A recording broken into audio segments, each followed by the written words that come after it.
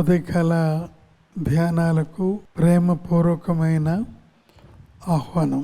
ఈ దినం ఇర్మియా గ్రంథంలో ఒక ప్రాముఖ్యమైన వచనం చదువుకుంటూ ఉన్నాం. ఇర్మియా గ్రంథము 23వ అధ్యాయంలో 6వ వచనం. అతని దినములలో యూదా రక్షణ నందును, ఇశ్రాయేలు నిర్భయముగా నివసించును.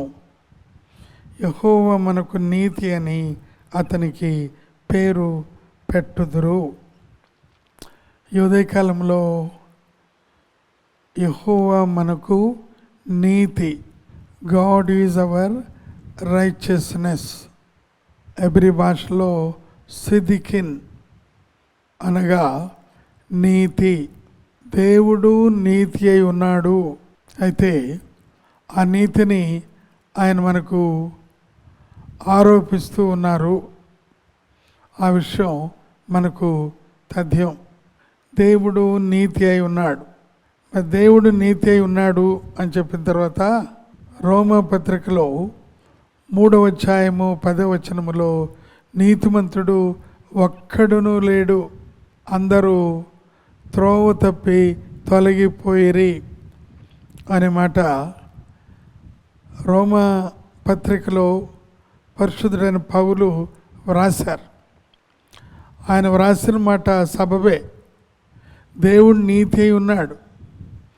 ఎవరైతే ఆ నీతి నాకు కావాలి, దేవుని చేత ఆ నీతిని నేను పొందాలి అనుకునే వారికి మాత్రమే ఆ నీతి వారికి ఆపాదించబడుతూ ఉంది దేవుని చేత.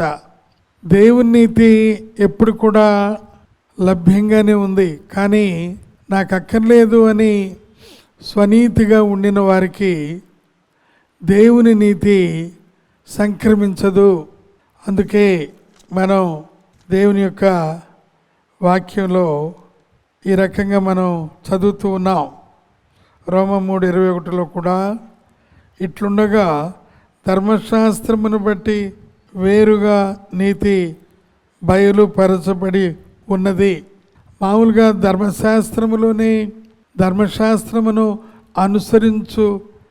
అనుసరణలోనే నీతి ఇన్బిల్ట్గా ఉన్నది. కానీ ఈ ధర్మశాస్త్రాన్ని అనుసరించలేక అదొక అక్షరార్థంగా మానవ జీవితంలో మారిపోయింది. కనుక దేవుడు ఆయన కుమారుడైన యేసు క్రీస్తుని దేవుని కుమారుడుగా ఈ లోకానికి ఆయన పంపారు. కాబట్టి ఆయన ద్వారా, ఆయన శిలువ రక్తము ద్వారా సంధి చేయబడి అనీతిమంతులుగా ఉన్న మనకు, నీతి లేని మనకు దేవుడు ఆ నీతిని మరి మన మీద ఆయన కృమ్మరించి ఉన్నాడు. దేవుని నీతి సిదికిన్, దేవుని నీతి కలిగిన వారు దేవునితో సమాధానంగా ఉంటారు అని.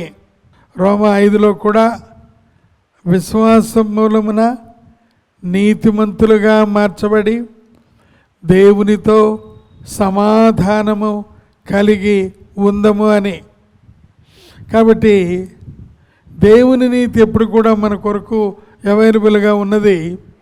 కానీ ఎందరైతే ఆ నీతి కొరకు ఆయన దగ్గరికి వెళతారో వారికి మాత్రమే ఆ దేవుని నీతి లభ్యము అగుతూ ఉంటుంది. ఆ నీతి కలిగిన వారు, ఆ నీతిని పొందిన వారు ధన్యులు అని దేవుని యొక్క వాక్యంలో, మన యొక్క అనుభవంలో మనం అనుసరిస్తూ ఉన్నాం. ఒక్క మాట ఈరోజు చదువుదాం. మొదటి కొరింథీయులకు రాసిన పత్రికలో 1వ అధ్యాయంలో 30వ వచనంలో దేవుని నీతి గురించి సుస్పష్టంగా రాయబడిన సత్యం గమనిస్తూ ఉన్నాం. దేవుని మూలమున ఆయన మనకు జ్ఞానమును, నీతియు, పరిశుద్ధతయు విమోచనమును ఆయను అని. ఈ ఉదయకాలము ఆయన మనకి ఏమై ఉన్నాడు? ఆయన మనం అంగీకరించున్నాం గనక, రక్షకుడిగా మనము ఆయనను అంగీకరించున్నాం గనక ఆయన మనకు జ్ఞానమై ఉన్నాడు. మరి ప్రభువైన యేసుక్రీస్తు మనకు జ్ఞానమై ఉన్నాడు.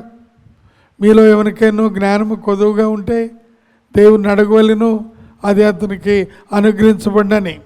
ఆయన మనకు జ్ఞానమై ఉన్నాడు.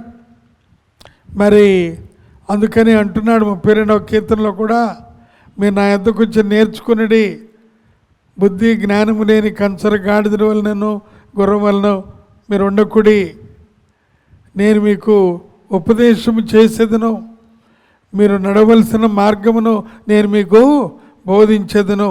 దేవుడు మనకు జ్ఞానమై ఉన్నాడని. తర్వాత నీతి అనే మాట ఇక్కడ మనం గమనిస్తున్నాం. మనము మన స్వనీతి చింపిరి గుడ్డలతో సమానంగా ఉందని దైవ గ్రంథంలో మనం చూస్తున్నాం. అయితే ప్రభువైన యేసుక్రీస్తు యొక్క పరిశుద్ధ రక్తము మనల్ని కడిగి పరిశుద్ధపరిచి మనకు దేవుని నీతిని ఆయన మనకు అనుసరింప చేసి ఉన్నారు. దేవునికే స్తోత్రములు కలుగును గాక. దేవుని నీతిని ఆయన మనకు అనుగ్రహింప చేసి ఉన్నారు. అది ఇక్కడ మనం స్పష్టంగా మనం చూస్తూ ఉన్నాం. అలాగే పరిశుద్ధత, ఎప్పుడైతే దేవుని నీతి మనకు ఆరోపించబడిందో లేక ఆపాదించబడిందో, దేవుని నీతిలోని పరిశుద్ధత ప్రభు మన కొరకు ఆయన ఉంచి మనలను విమోచిస్తూ ఉన్నాడు.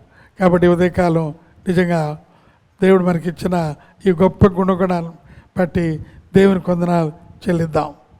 ప్రభా, నీవు నాకు నీతి అయి ఉన్నావు, నీవు నాకు పరిశుద్ధత అయి ఉన్నావు, నీవు నాకు విమోచనమై ఉన్నావు, నీవు నాకు జ్ఞానమై ఉన్నావు అని ప్రభుని మనము ఆరాధించదు. ఆ యొక్క నీతి కలిగిన మన ప్రభు ఆ నీతిలో నిన్ను నన్ను నడిపించును గాక. ఆమెన్. ప్రార్థన చేసుకుందాం. పరిశుద్ధుడ, ప్రేమగల పరలోకపు తండ్రి, నీకు స్తోత్ర వందనాలు చెల్లించుకుంటూ ఉన్నాం ప్రభా. ఈ ఉదయకాలం మీరు మాకు ఇచ్చిన యెహోవా నాకు నీతి అయి ఉన్నాడు, ఆ నీతిలో మమ్మలను ఉంచున్న స్తోత్రాలు చెల్లించుకుంటున్నాం నాయన. కడవరకు ఆ నీతిలో మమ్మలను నన్ను ఉంచమని యేసయ్య పరిశుద్ధ నామములో అడిగి ఉన్నాం మా తండ్రి. ఆమెన్. తండ్రి, కుమార, పరిశుద్ధాత్మ త్రియేక దేవుని ప్రేమ, కృప, సమాధానం మనందరికీ ఆయన ప్రేమించే వారికి తోడై ఉండి నడిపించును గాక. ఆమెన్.